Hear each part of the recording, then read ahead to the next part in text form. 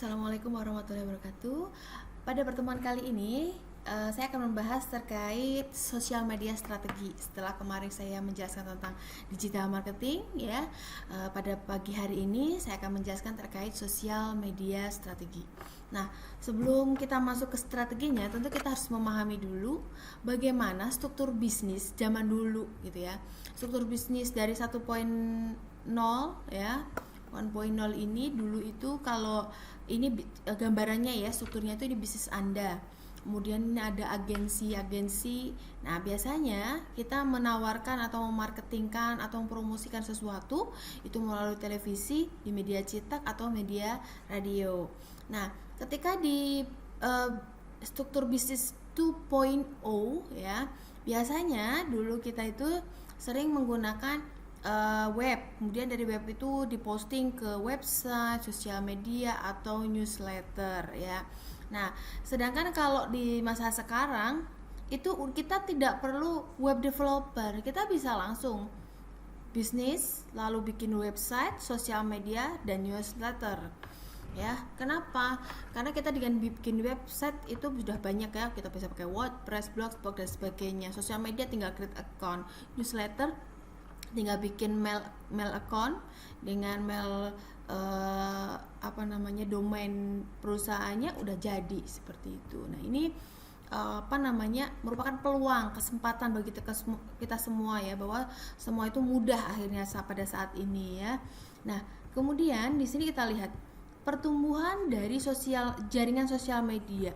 Nih, paling tinggi itu Facebook, YouTube, Twitter, Google Plus, LinkedIn. Nah, masih banyak lagi. Nah, ini karena pertumbuhan networknya ini semakin luas, maka semakin memberikan kesempatan kita untuk dapat menawarkan dengan mudah. Kenapa? Satu kali posting bisa dilihat oleh banyak orang, seperti itu.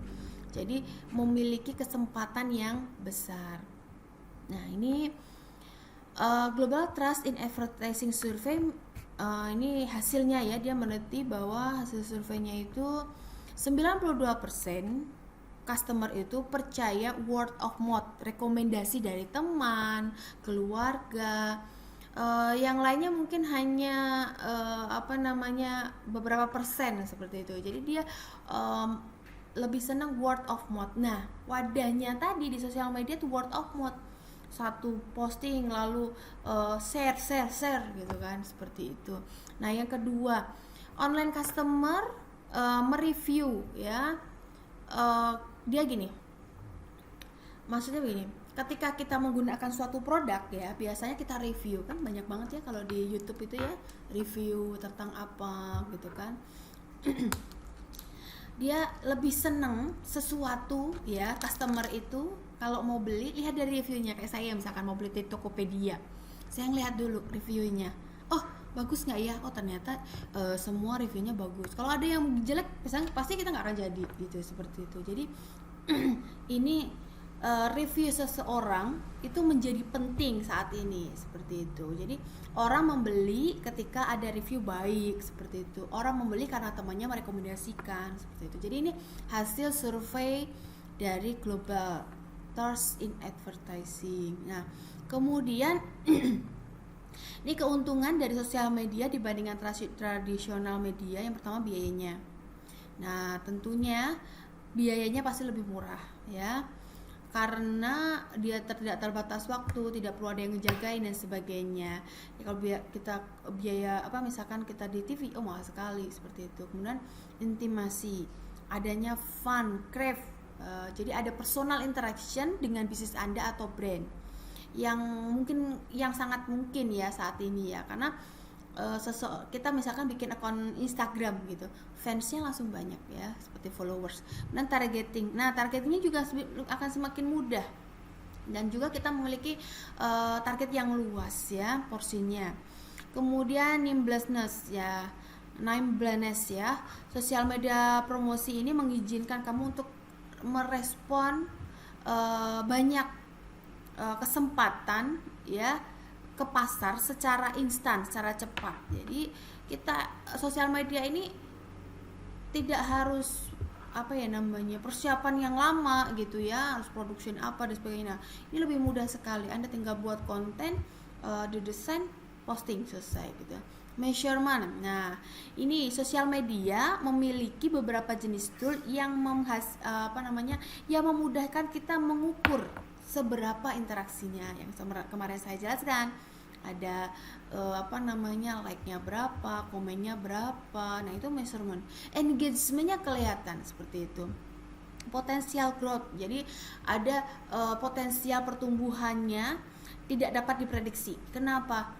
Padahal semakin cepat gitu ya, seperti itu.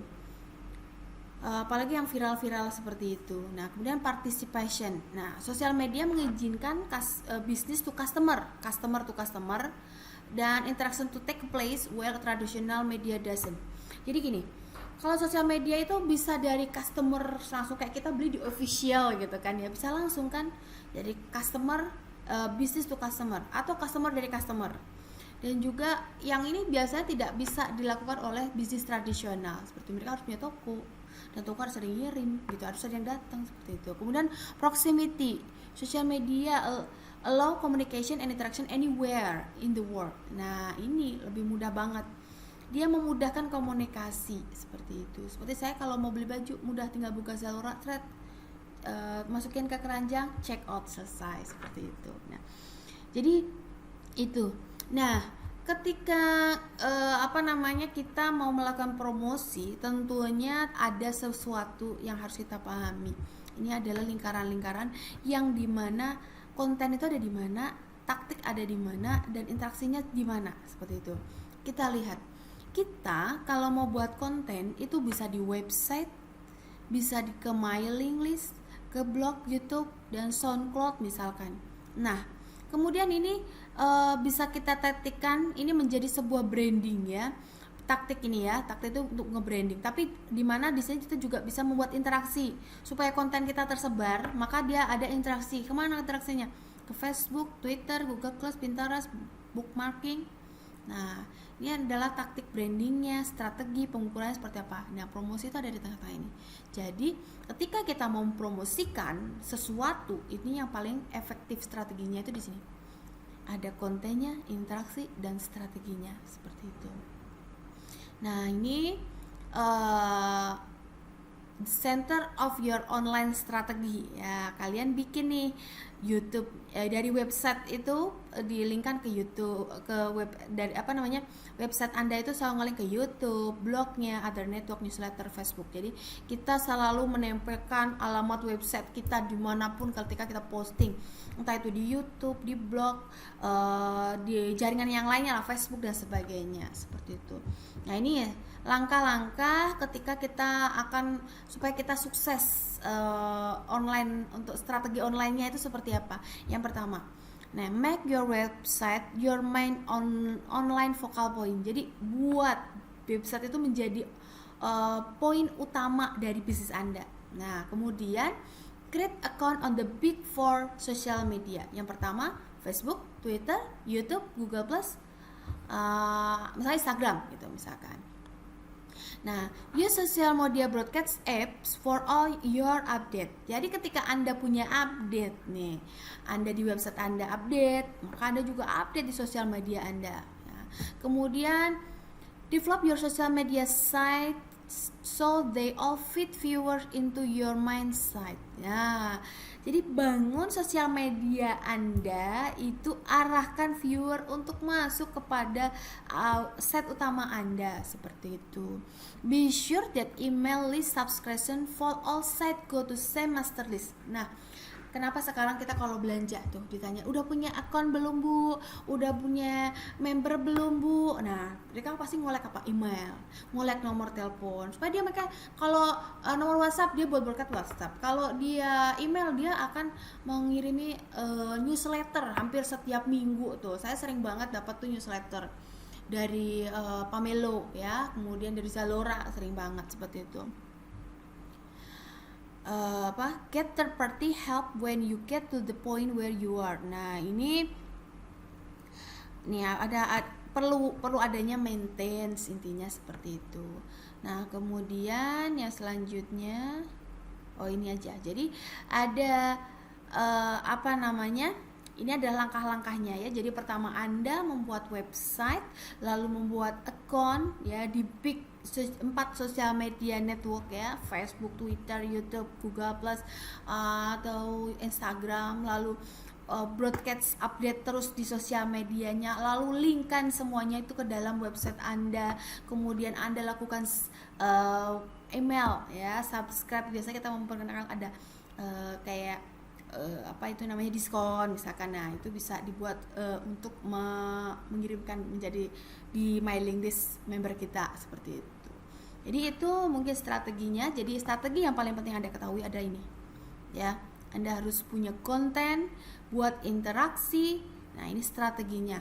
Ukur ya, bangun branding Anda seperti itu. Itu untuk strategi sosial media strategi. Nanti selanjutnya akan masuk pada sosial media, misalkan Facebook strategi, kemudian atau YouTube strategi dan sebagainya.